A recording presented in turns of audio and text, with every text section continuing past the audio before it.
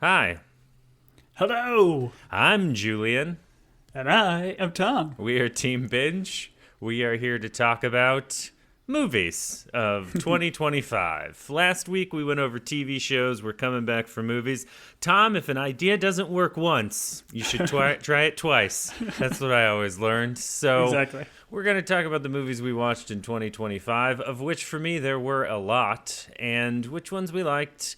There were definitely some ones that I was disappointed in. We'll talk about that as well. And then some stuff that we're looking forward to in this new year of our Lord 2026. And so, Tom, did you feel like 2025 was a good movie year? Did you, overall, were you like, oh yeah, as you remembered movies, you were like, oh, pretty good year?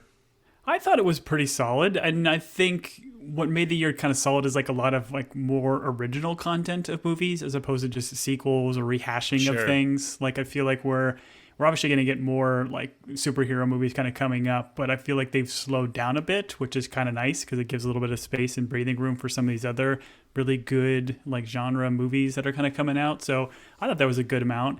And I know you said you watched a lot of movies in 2025, which I know you did, but I feel like you've got an affinity for watching like older movies, like 90s and Oh, 2000s yeah. flicks. No, So definitely. When we were looking at this and we talked about listing movies, I was like, oh, this is going to be easy. And then I was like, oh, wait, I think the idea is movies that came out in 2025. Because otherwise, I'd just sit here for 4 hours and tell you about my love of Master and Commander Far Side of the World with one Russell Crowe. So I do tend to go back and watch, like, my kids. I mean, I don't know how many times we watched The Martian this last year because my kids love it. So, and I also love a Ridley Scott. But I enjoyed last year, movie year overall. In terms of what came out, I don't know that there's any movie that I like loved that's going to go into my rewatch like every year and rewatch repeatedly. But there were definitely ones that I enjoyed. Now, it's funny you bring up like the superhero thing. Historically, you enjoyed the Marvel stuff as it came out, but then it was just kind of an oversaturation for you in terms of the comic book movie. Is that fair? yeah, for sure. I think like I don't think I've ever personally had an experience ever watching a movie in a theater that I did for Avengers Endgame. Sure. Like the way they brought it all together from like the 21, 23 movies beforehand, whatever the number was so wildly satisfying for somebody that went through it all. Like obviously there's hits and misses throughout that entire series, but it was just such a fun and engrossing overarching universe and story. And now I do think they're running on empty, or they're trying to spin it off into TV shows. They're just making it too difficult for a general audience. Where like I've got hope that they can kind of bring it back in because a lot of those movies can be a lot of fun. But yeah, I think there's definitely some fatigue there in the superhero genre. Sure, that's fair.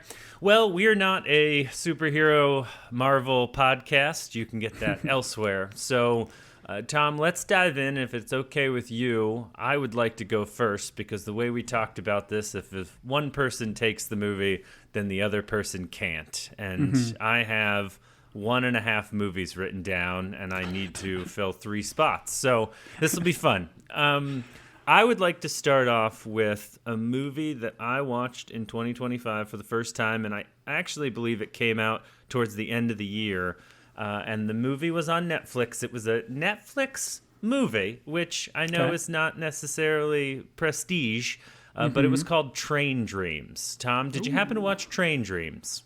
I know you've watched it. I know you recommended to watch it. We have it on our queue, but have not hit play. Tell me all about it. Okay. So yeah, I recommended a movie to you a while back, and you put it in a list, and then you didn't watch it. That's fair. That's fair. I'm not bothered Hey, by we that. did it with No. the James Garfield. We watched that one that you told us to put on the list, so we'll get to it. Sure. We're just busy. Sure. Oh yeah, yeah. You're busy. Sure. I'm gonna get All to right. it. Me and my wife have been binging a series that we missed a handful of years back, so I'll get to that. And we've been spending our time on more important things. Tom, but no, go you're on with this. only silly allowed movie. to talk about movies on this podcast for this They're movies. episode. They're movies. Okay. Oh wow. Okay. So, Train Dreams. Let me dive into it. Okay. Stars Joel Edgerton, who we love from Dark Matter. It's got Felicity Jones, who I know was in like the Star Wars, I believe Rogue One, and then one William H. Macy, who comes out of nowhere. It's directed by Clint Bentley, and I didn't really know his work. He did a movie called Sing Sing that I think a lot of people liked, but this movie I can only describe as it's a vibe, and I would watch it in the winter.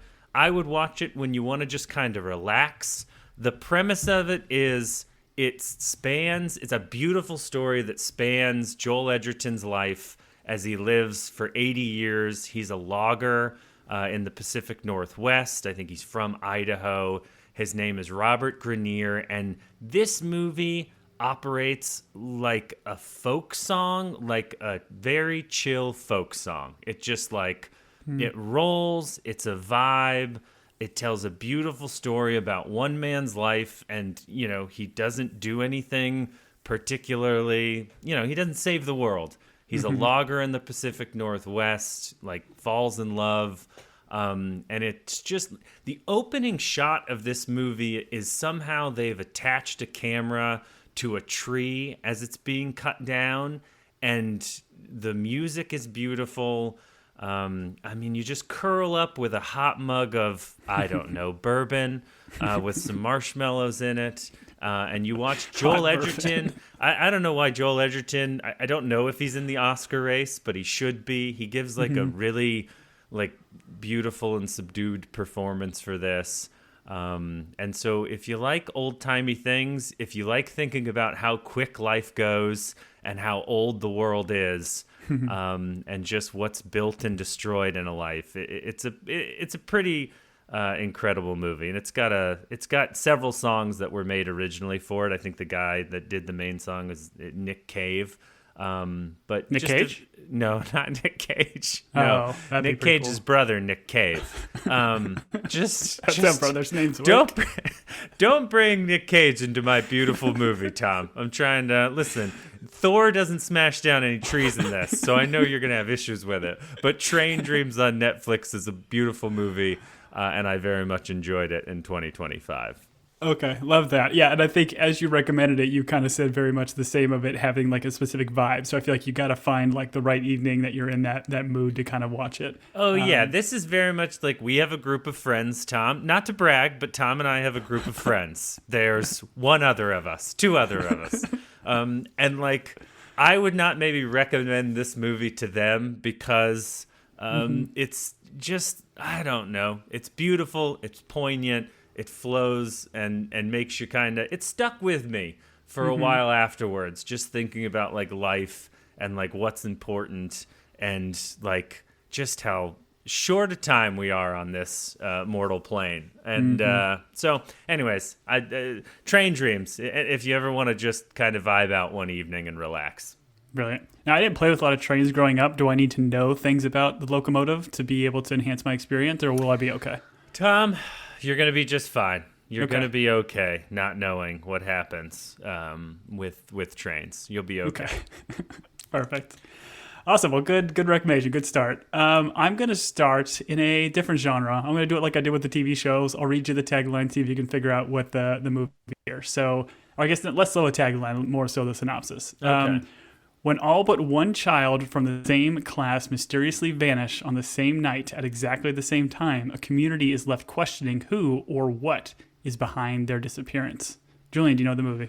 I know what the movie is. I didn't see it. I know the kids are like running and their arms are out. Weapons. It's called Weapons. Weapons. Yep. Yes. Yep. I did not see this, Tom. People loved this movie. It's a horror movie, right? I don't know why people love horror movies. Like, help me understand. It's more, it has, I mean, I would classify it as a horror movie, but I feel like it's more suspenseful. There's a handful of jump scares, but they use them sparingly, and I think well. This was a movie that I had heard things on the internet about. I don't think I've watched the trailer. I think I saw the movie poster with the kids with the arms running out, which is just super creepy imagery. And that's how I sprint. I just want that to be known. Whenever I sprint, I did it first. I just want that to be out there. It's like a ninja run. Yep. But I went and saw it with my mother, and my mother was a kindergarten teacher for 25, 30 plus years. And like seeing this with her as like a teacher and the concept of the teacher, like, she shows up for school and just all the kids are gone, and she is like wrapped up in this mystery. Everybody in the community thinks she's the one that did it because it only happened to her class. Like, watching it with my mother was fantastic, because I think this was like a reoccurring nightmare for her as a professional teacher. I have two questions, Tom. One, you go to the movies with your mother, which is not really a question, more of a statement and a congratulations. That's very sweet. Your mother's a lovely person. I'm very proud of you for doing that. Two, so does the teacher just show up to the classroom and there's no students? It's like, doesn't she assume it's a snow day, or did the students leave the classroom? Don't spoil it for me. I don't know that I have the gumption to watch this movie, but it seems like there should be some simple, like, hey, they just didn't want to come in today because I had assigned them a pop quiz or something, right? Did I solve it? Yeah, there's like the movie starts with like a kid doing a talk over of kind of like what happened in the town from like future tense, and talking about like what had happened, and it shows the teacher walking in, played by Julia Garner, and then just seeing all the empty seats, and then the craziness kind of ensues. So, but this is a movie, like I said, when I went into it, I knew nothing about it other than it's a class of kids that disappeared. So going into it, I think without that knowledge of what the overarching mystery is, I think it is more fun. Josh Brolin's in it, right? Yes, Josh Brolin, Amy Madigan, some of the leads. It's just fantastic. Like the way it's shot, it's kind of nonlinear storytelling, so it's kind of set through a handful of different characters, so you kind of see their perspective, and then it goes to another character, which is very fun. And I mean, I didn't see any of the little twists coming, and the ending is one of the most wild endings I've seen in a movie in a long time, and just had a really great time at the theaters with this movie. So, Weapons, I don't know what's streaming on, but definitely check it out. It's a great flick. I'm going to guess HBO. It feels like definitely an HBO movie. Probably. Now, does this disappearance of the children, does this happen at a Milford Academy where children should be neither seen nor heard? Buster Bluth was a graduate of the Milford. He was a Milford man, I believe. He was, yes. So we had our official Arrested Development reference on the pod. Everyone can drink. There you go. Regardless of time you're listening to this, have a drink. All right, Tom. I'm trying to do mine in an order that makes sense. And so my first two picks are gonna make me seem like I'm super sophisticated. And I mean, everyone knows I read a lot of books. I'm well learned, very scholarly, as I said, a Milford man. So my movies that I'm choosing up front are maybe smaller and a little bit more, like, as one would describe, indie. But my second one I'm going to go with, Tom, did you watch a little movie called The Ballad of Wallace Island? Ooh, The Ballad of Wallace Island. I think I recommended it to you, and that you didn't watch it, Tom? Listen, Tom, not only did I not watch it. This podcast is going to be called Gotcha, because we're exposing you for your two-facedness. That's a term. Sure. I think this was one that, yes, you had told me to watch it and recommended it. This is one I did not put in my queue for whatever reason. I don't know. Like, I think I looked at the box art, I looked at the reviews for it, and it didn't catch me, or at least a movie that I felt like I would want to watch with my wife. So sell me on it. Okay. Go. I'm not going to sell you on it. I don't have to. All right. Part of The Ballad of Wallace Island is we don't sell people things. We just provide art for art's sake. Okay. This movie is currently on Amazon Prime. I think when I watched it, it was on Peacock. My wish for 2026 is that all these streaming services get destroyed and become one. I wish Thanos would have clicked his fingers and just made them one. Is that how that works? There's a Marvel reference for you, Tom. All right. The Ballad of Wallace Island is quite simply two British dudes years ago did like a short film. And I guess over time it just built and it became this movie. And so this movie is Tim Key, Carey Mulligan, who you'll recognize and know, and then a guy named Tom Basden. And Tim Key and Tom Basden, this is like their love child, I guess. Ultimately, it is a folk singing group called McGuire and Mortimer, which is Carey Mulligan and this Tom Basden. They used to be like a hit folk group. They broke up. They were a couple. They broke up. And so in this show, an eccentric millionaire who lives on Wallace Island has invited them to come out, get back together, and do a one-time concert, and he's paying them a silly amount of money. And it's this like very like small movie. It's a comedy. The eccentric millionaire Tim Key is like, I would describe like Ricky Gervais as Michael in The Office, but not offensive, like a very friendly version, but he just doesn't understand like social cues, and he makes things awkward. The opening of this is, I believe, Mortimer, or I don't remember which one's which, arriving at this island. There's no like dock. He's got to get his guitar and bag on this like rainy shore. And Tim Key, who's the eccentric millionaire, has his name written on a whiteboard. There's no one on this beach, but he's written his name on the whiteboard as if he's picking him up at the airport. And it's just like a funny bit of comedy. Ultimately, Carey Mulligan shows up, and so you have this like two former lovers that used to share music and a life together, like trying to figure out the new dynamic. And then some things are revealed about the eccentric millionaire who's just goofy.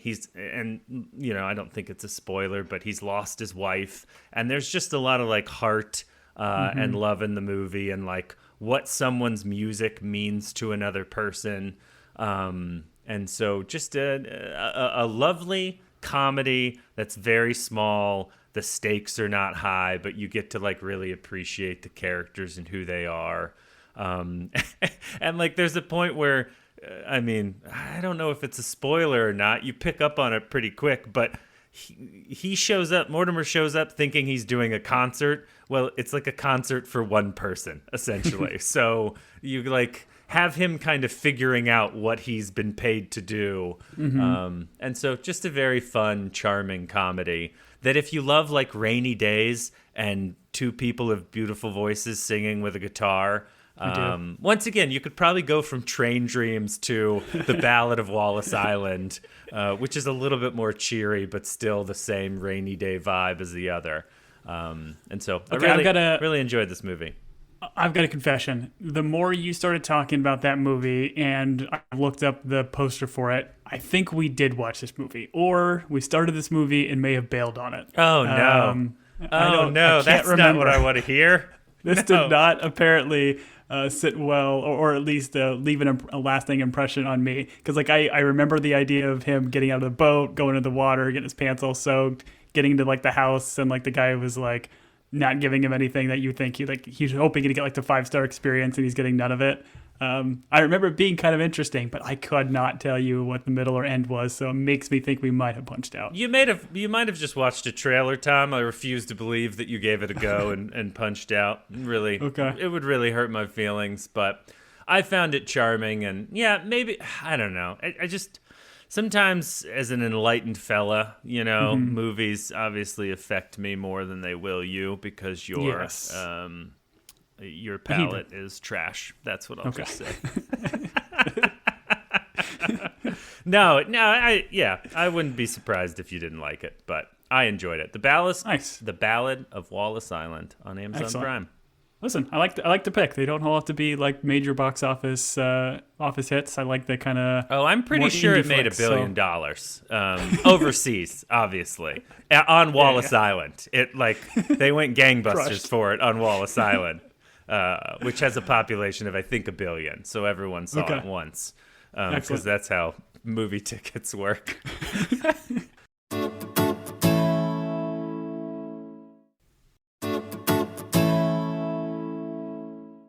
All right, I'm going to jump to, you picked a Netflix movie. I'm actually going to pick a Netflix movie, which Netflix is not necessarily known for some of their prestige television and movies that they jump out. I think a lot of it tends to be a little bit half-baked and kind of garbage, but I really enjoyed this flick. So when a single unattributed missile is launched at the United States, a race begins to determine who is responsible and how to respond.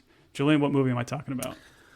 I'm gonna say this is like White House Down or like Los Angeles Down. I believe Gerard Butler's in it, and then maybe Jamie Foxx. They both play the president, which doesn't make any sense because I don't think Gerard Butler's definitely Scottish. So, yeah, I'm going to go with Black Hawk, White House Down. Is that right? It's close. A House of Dynamite. Oh, yeah. I saw Yes. this movie. Yeah, so it stars Rebecca Ferguson, Idris Elba, and a host of other British actors playing American characters. It's great. Sure. Oh, we're going to skate by that, Tom? We're not going to talk about how they're taking all our actor jobs? Come on, have some teeth, my friend. American actors for American roles. Chant it with me, people. Unless the British are better. So, American actors for American roles, unless the British are better. That chant will catch on. Rolls off the tongue. Yeah, it's a great chant.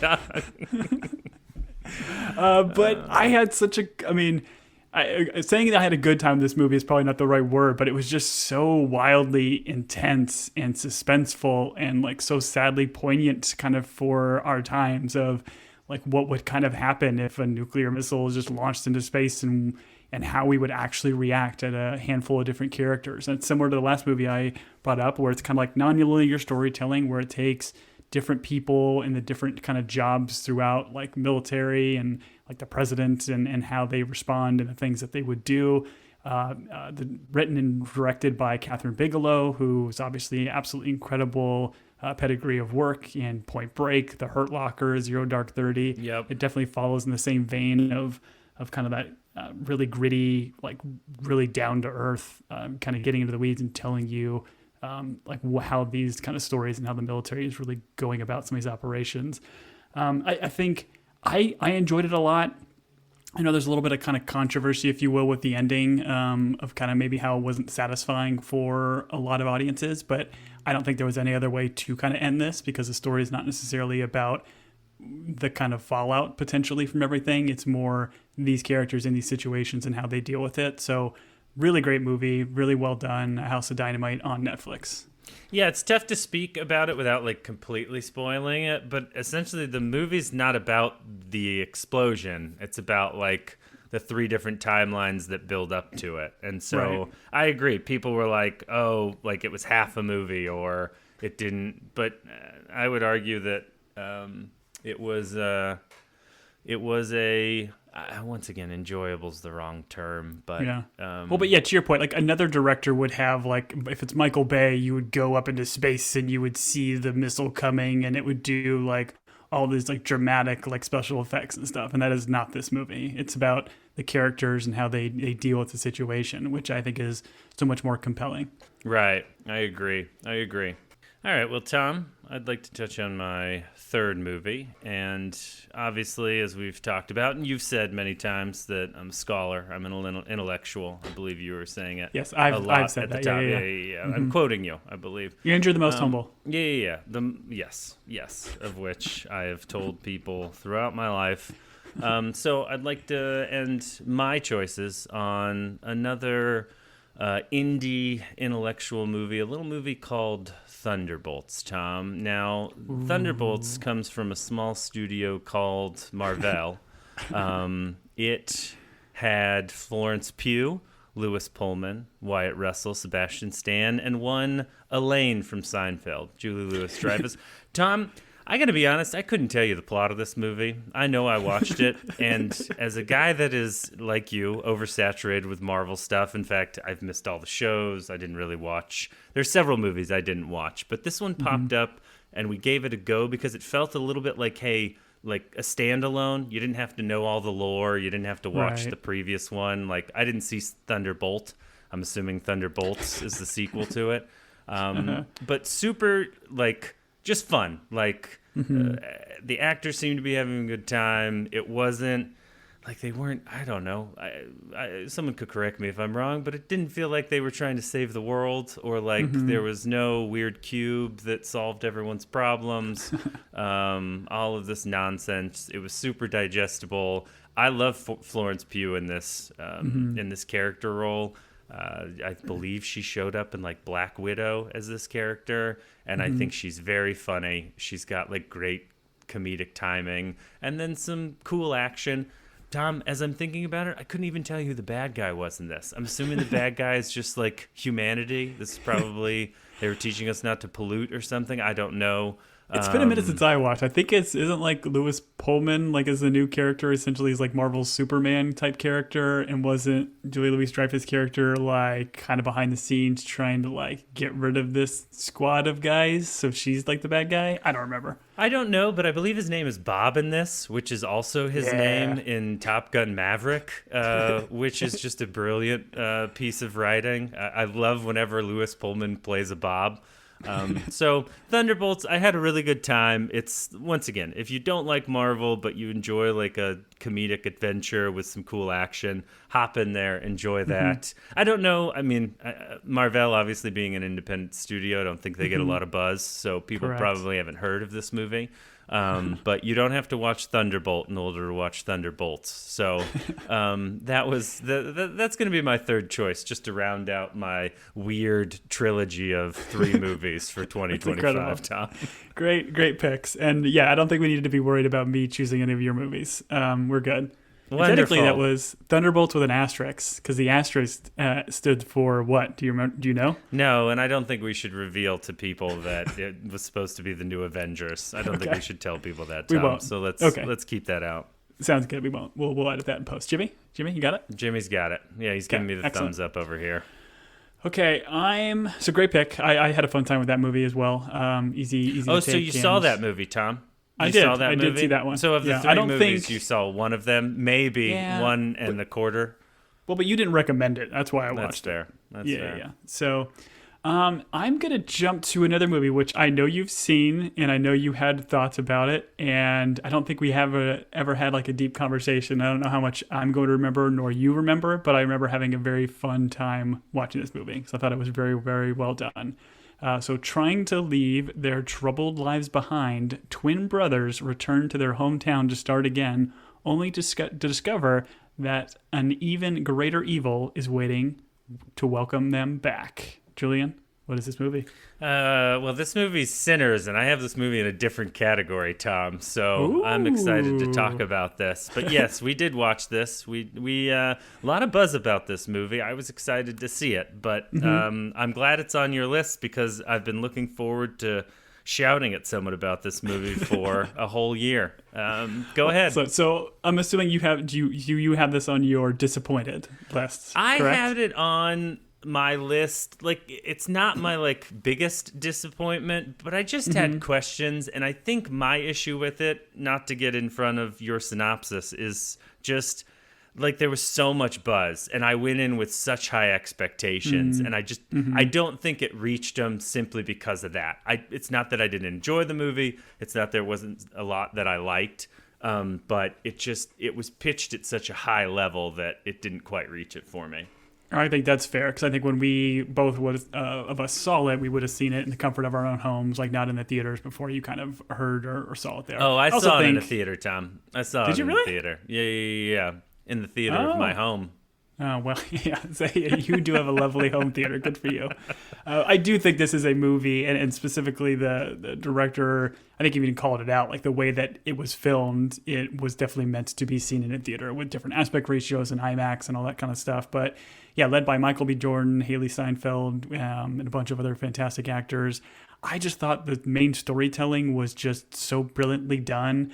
And it was a really fun like mix of like different genres, and at the end of the day, it's just kind of a vampire story, right? Like that's not giving anything away, but I thought it was a really cool way to kind of build it. The suspense of them kind of being like stuck in this barn in the middle of nowhere as they're getting kind of surrounded, and this vampire army is like growing. I loved it. I also thought obviously the music in this was incredible, like the mix of like jazz, R&B, hip hop.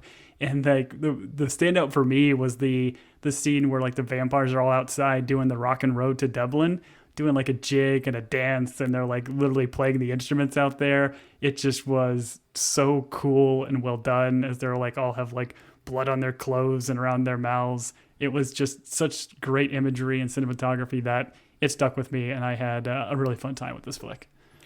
Yeah, I felt like it was kind of 3 movies mashed into one, and so there were parts of that movie or those movies that I really enjoyed. I love a vampire movie.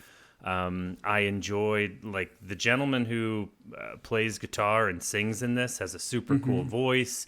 I, as a someone who didn't grow up on the blues, the like history of the blues scene probably went over my head, and I didn't really understand why it was in this movie where they're like showing like the generations and the influences.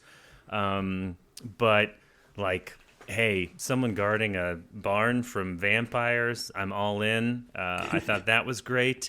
I just there's also that like last final action scene where they like all the racist dudes show up and then they just like butcher them, which I don't morally have any issue with that. It just felt like a different like movie, and so there were parts of it that I definitely enjoyed, but then there were others that I don't know. There were parts of it where I was underwhelmed, I guess. But no, that's right. I can understand why people loved it. Now, and I want to say before we jump to any other categories of movies, one of the reasons too that like made me think about this movie specifically is the journey I told you about the beginning of the podcast that me and my wife just recently went on.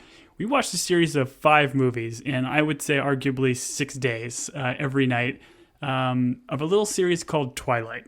Now, Okay. Julian, I've never seen the movies of the Twilight saga, and man, are they something. I was told by my niece, who is in high school, that I should watch these because she grew up on them and loved them, and they were cuckoo bananas. I don't know if I would call them entertaining. It was fun to watch them in the comfort of your own home and kind of laugh at some of the silliness of them, but I mean, we got a lovely dose of vampires over the past week, and it was quite the journey. Have you seen the Twilight Saga, Julian? I'm sorry. Is this a different podcast? No, I haven't seen the Twilight movies. No, are you for real? Those came out like 20 years ago. I know. What's I'm happening just saying, right now? vampires, like the vampireness of the Twilight Saga made me think of Sinners and my love for Sinners. And I don't know, maybe we thought it was going to be in the same vein of Sinners. It was not. But I just wanted to call that out. That's the most surprising thing I've ever heard, that there's not a vampire overlap between Ryan Coogler's Sinners and I don't know, Kristen Bell Twilight movies. Kristen Stewart, yeah. Incredible, Robert Pattinson. incredible time. You're having you're having quite a week leading into another week, which is going to be fun for you.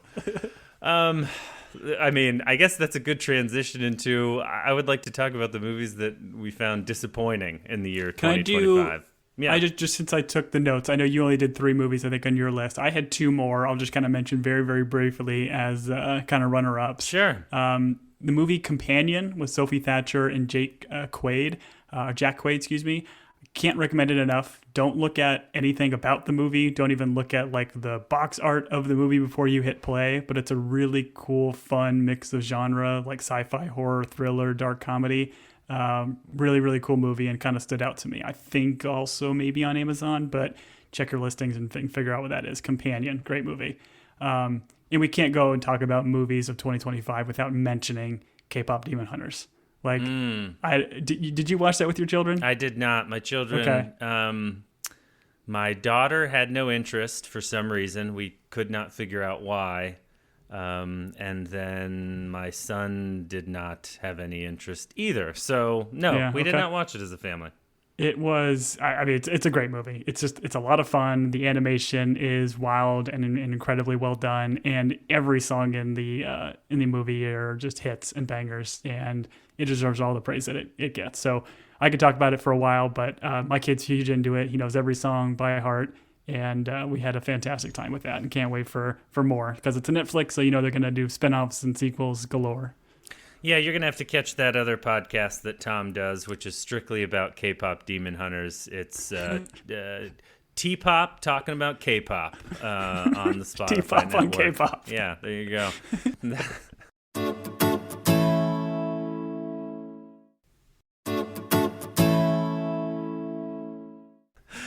Now I'd really like to move into movies I was disappointed with. Okay, go. And the main one, listen, the list of disappointed grew the more I thought about it, but I want to stick to like where my heart is right now. Okay. I dragged you and our buddies to the movie theater to watch a movie in the beginning of 2025. This was in 25? I believe so. The movie was Den of Okay. Thieves 2. I love Den of Thieves 1. Den of Thieves 1 rips. Like, it's an incredible movie.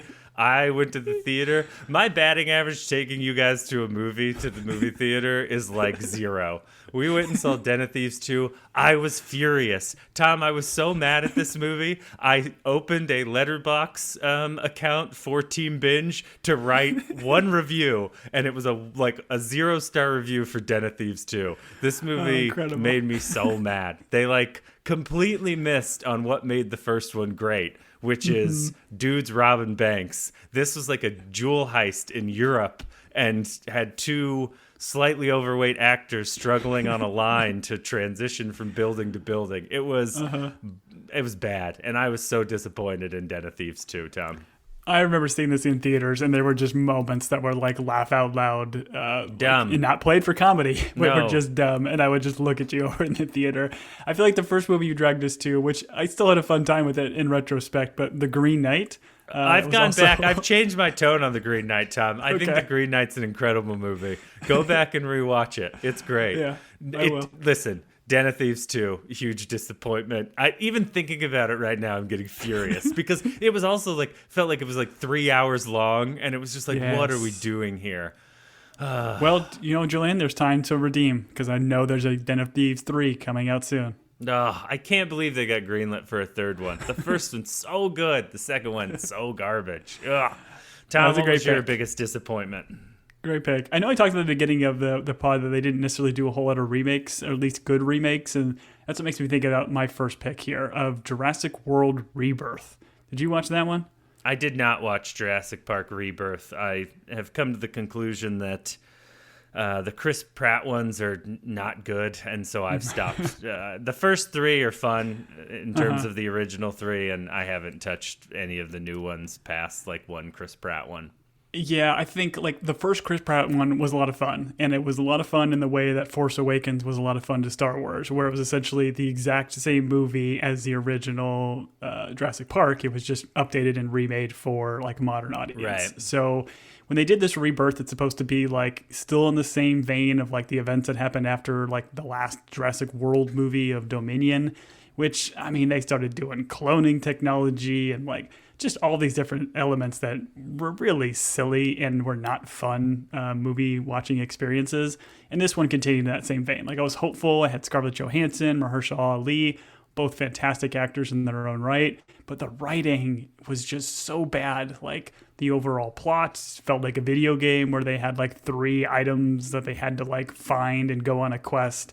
Everything just kind of lands in their lap as they kind of go. Character motivations are terrible.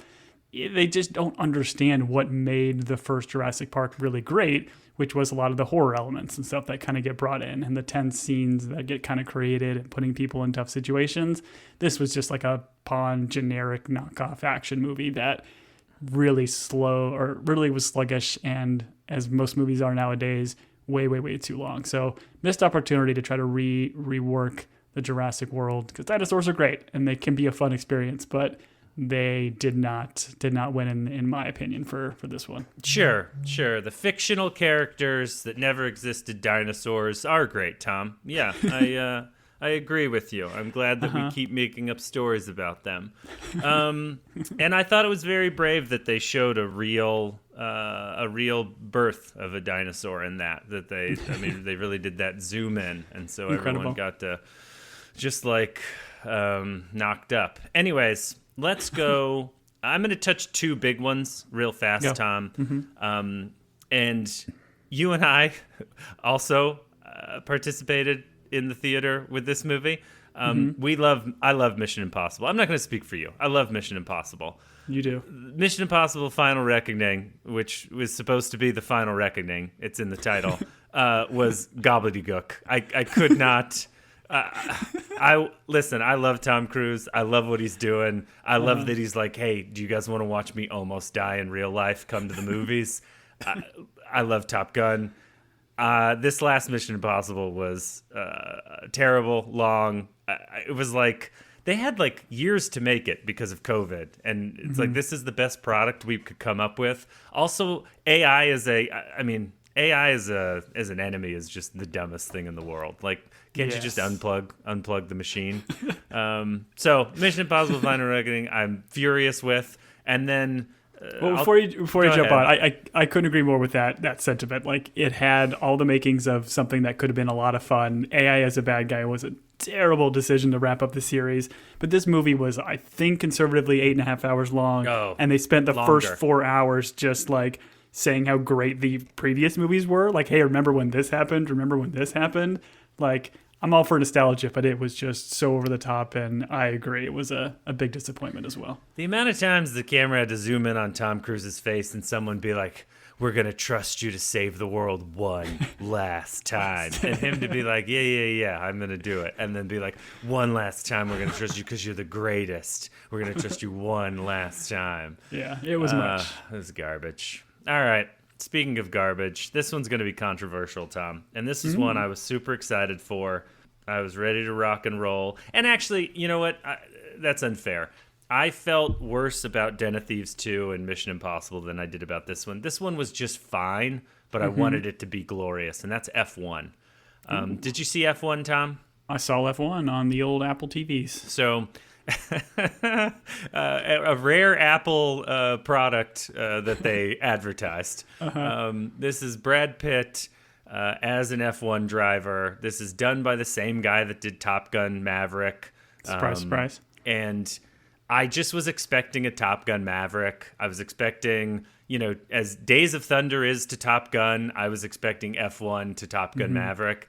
And I just felt like it may be because there's a little bit of tension in my household over Brad Pitt and like who loves him and who doesn't.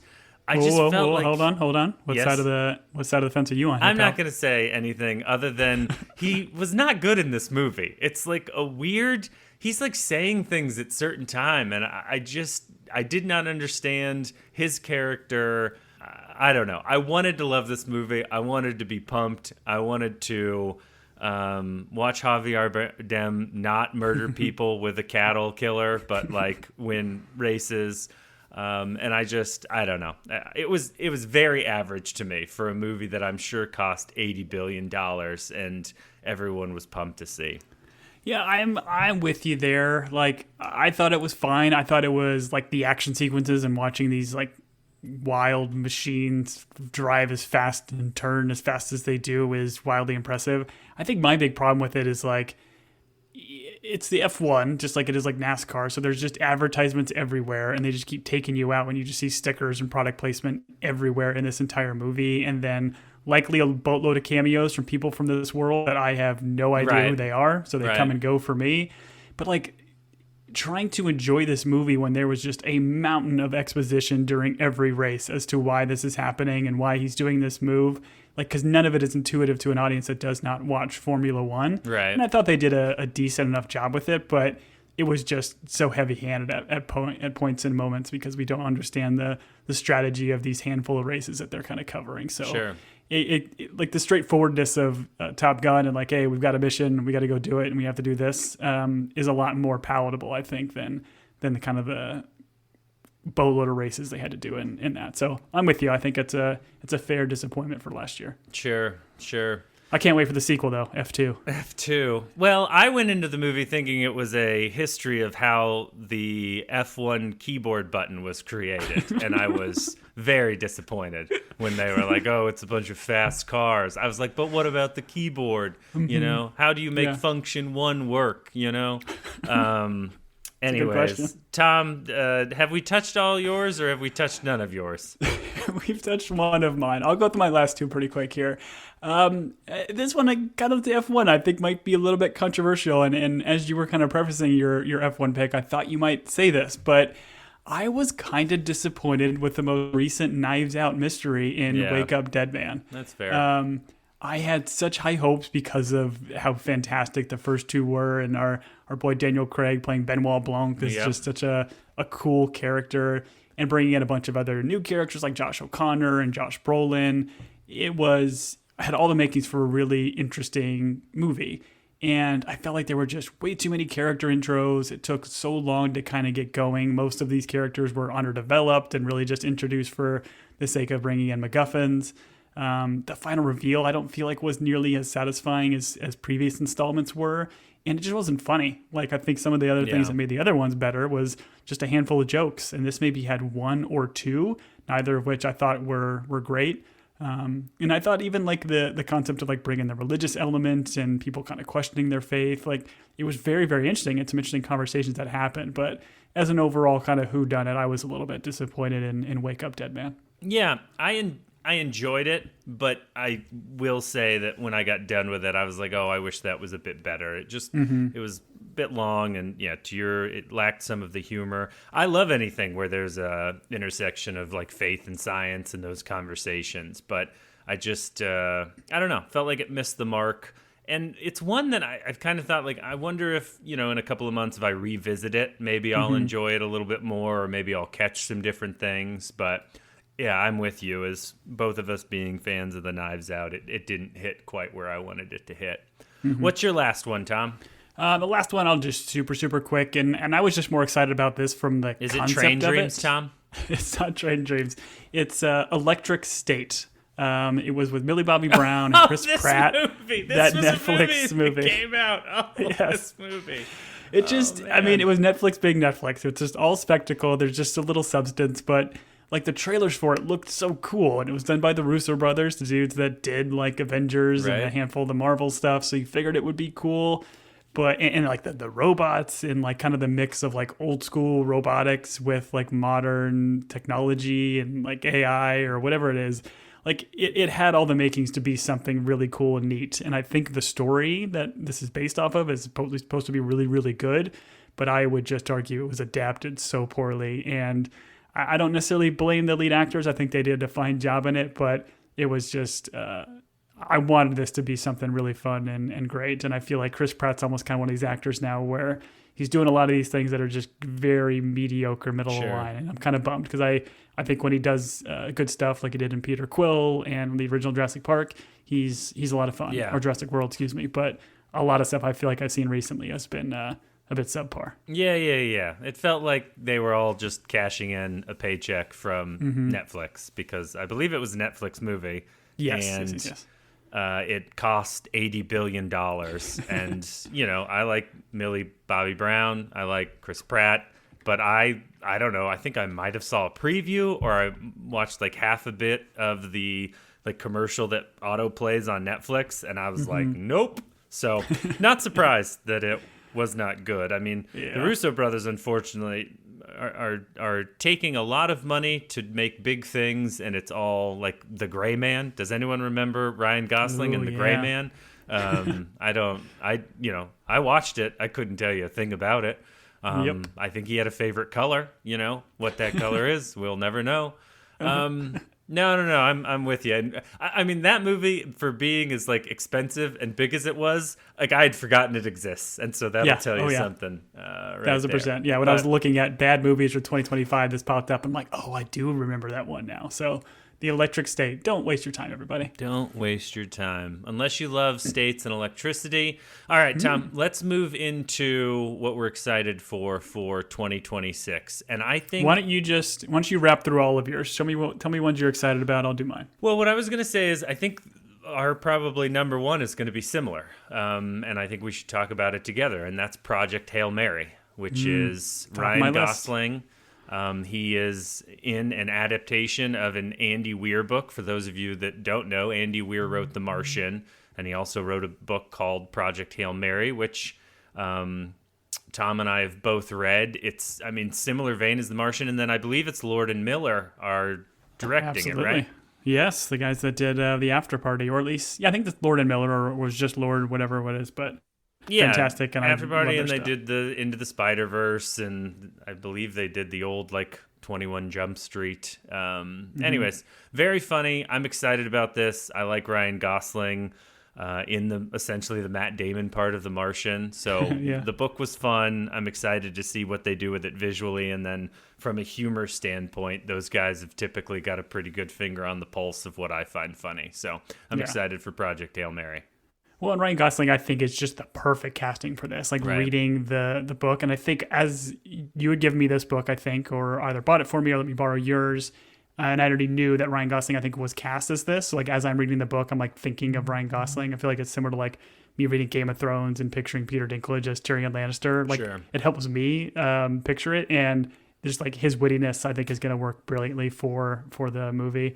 The one thing I would say. Oh, go ahead. Oh, I was just going to say he's brilliant and witty. And Tom, I'll give you one guess who I picture in that role when I read the book. Me? No, me. Come on. Oh, Come on. come on. All right. But I would just say, if you haven't read the book, and even if you have read the book, and if you haven't watched the trailer, please don't. Yeah. I feel go like in this is a blind. movie that, yeah, I get it. They're trying to put butts in seats here, but they give away way too much in the trailer Yep. that I feel like your experience is going to be so much better if you just know it's a similar movie to The Martian. It's done by a great group of cast and crew. I mean, I think it's going to be a huge, huge hit, but I was super bummed by how much they seemed to reveal in that opening trailer or two. Yep, I wrote my congressman. I was so disappointed. I said, "Not today, Mr. Congressman. Make them remove that." Tom, I'll jump in again, and unfortunately, you and I have a trip planned, and this movie comes out today, and I'm not going to watch it until we come back from that trip. So I'm super disappointed, but I'm excited for. Should we reschedule the trip? Yes, I'm tempted. A little movie called The Rip, starring one Matt Damon and Ben Affleck as cops doing a drug bust. This is a Netflix movie. It looks incredible. I'm super excited, and I'm super mad I can't watch it today when it comes out because it's going to be rad, and it's going to be super bro-y, and there's going to be guns, and guns are going to solve everyone's problems. There's probably some money and some drugs, and money and drugs also solve people's problems sometimes. So The Rip, I'm so excited. I've been giving you guys a countdown on when this movie comes out. And once again, I could be watching it right now instead of doing this or my job, but it is what it is. The Rip with all I know, it's Ben and Matt and they're cops, and it looks rad. And it I probably feel like, rips. yeah, you really want this to be a Den of Thieves 1 experience. Yes. Den of Thieves. If you get that, you'll be excited. Oh, I'll be so stoked. I'll be blown away. And then when they do the Rip 2, the re-rippening, and it's bad, I'll be super disappointed. That's all right. Don't be sad that it's over. Be sad that it existed. Sure. Or whatever that phrase is. I'll go ahead and do another Matt Damon movie that I think everybody's excited for, especially friends of this pod should be excited for, is a new Christopher Nolan flick, The Odyssey. Obviously read the book as a kid. I know a lot of the tales and everything that Odysseus kind of goes on. I think there's argument to be made like it can be slow and boring at times, but man, like put us in the hands of a Christopher Nolan, who's just a master filmmaker, and put him behind us this epic tale from ancient Roman times or Greek times, Roman times. Which one? Greek. Okay. I'm sure it's going to be like 4 hours too long of a movie, but I'm all here for it. I love Matt Damon. You've seen the stills. I think there is a teaser trailer out. It looks epic, awesome, and I can't wait for it. I mean, just a story about a guy trying to get back to Anne Hathaway. I mean, can't we all relate, you know? Yeah. Christopher Nolan, Dark Knight Rises, Batman Begins, Keep going. Interstellar, Keep going. Inception, Yep. Memento, And? Dunkirk, And? Tenet. Everybody forgot about Tenet. Oh man, I just watched Interstellar with my children. They thought it was awesome. Like, oh, nice. I mean, they have a lot of questions about what like time means and gravity, and that love is the answer, and love goes through all 5 dimensions. Yeah. They had questions, but they enjoyed. I'm sure you handled quite a that bit. really well. Oh, I did not. I was just like, I'm pretty sure the Bible will answer this. Please go read it on your own. Go to page 13. Page 13, chapter 5 of the Bible. Anyways, let's finish this up, Tom. I'm gonna throw one last one out there. I have no idea what it's about. All I know are the 2 hot people that are in it doing hot things that involves crime, and that's a little movie called Crime 101 with Chris Hemsworth and Halle Berry. I believe he's like a thief or like a getaway driver, and his ticket is punched because they're coming after him. And he's like a man that lives by a code. He's De Niro in Heat. He's like a man that lives by a code, and all of a sudden they're like in his world, and he's going to get caught, and he doesn't want to be, and he drives cool cars, and he has a watch, and it's like, Chris Hemsworth, you're not going to be James Bond, but we'll let you do this like B movie where you get to pretend to be James Bond. So it's called Crime 101. I know nothing else about it other than that, Tom. I love that your selling feature for how cool Chris Hemsworth is. He's got a watch. He's got a watch. I think, I don't know. I feel like I don't know. He seems like he would have a watch. I think he steals watches. Maybe he fixes them. I don't know. Maybe he's one of those hitman. Like he's like the accountant, but instead of doing accounting, he fixes watches. He's like he's called the Watchman. You know, all he does is. Oh man. Yeah. Super I feel like stoked. I seen whatever movie me and my wife saw recently in the theaters. There was a trailer for this movie, but the trailer for the movie was not a trailer. It was like a behind the scenes thing. Nice. And it was just like him talking over like what his character is and what his motivations, and you see the cameras. It was very, very weird. And I still have, to your point, no idea what it's about. Yeah, no idea what it's about. If that's what they're showing audiences. They're just like, we're going to let super handsome Australian Chris Hemsworth talk about himself, and people will come to this movie. Mm-hmm. Great pick. I'm sure it'll be great. I'm excited for it. Love watching pretty people do cool stuff. I'm going to just throw out two really quick. I probably shouldn't be, based on reasons we've talked about, but I am excited for Avengers Doomsday. That's going to come out at the end of this year. Oh, wow. With Robert Downey Jr. kind of flipping the script and going from the hero to the villain. They're doing like this massive like viral marketing thing where they're instead of like releasing a full-on trailer, Marvel's doing like once a week, they're dropping a handful of characters and showing them how they're going to essentially be grouped in the movies, or all the different characters we're going to have, whether it's Steve Rogers, Thor, X-Men. Like it's going to be massive, I think, in scale. And I'm just hopeful that it can be another kind of fun ride that, back in the earlier Avengers days that I had a lot more fun with. So looking forward to that one. And then, as we talked about in the last episode, we're huge fans of Conan O'Brien. So seeing Conan O'Brien in Toy Story 5 this year, I think is going to be a lot of fun. Oh, nice. Like, do we need more Toy Stories? No, we probably don't. But they're all fantastic and fun movies. And, I think when Toy Story 4 came out, you're like, okay, you had a trilogy. Why are you doing more? But Toy Story Fun was a lot of fun and had all this heart. And I mean, I am all for anything that Pixar does, and excited to see what Conan O'Brien gets up to in this world. Sure. Tom, I would argue this world needs more Toy Stories. As many Toy fair. Stories. But I did not realize that one was on the calendar for this next year. So now I'm newly excited. I will definitely, I'm sure, take the children. I'll take the children to Crime 101. And then on the same ticket, we'll sneak over to the next theater and watch Toy Story 5. And I'll have to explain to kids what stealing is and sneaking into theaters is.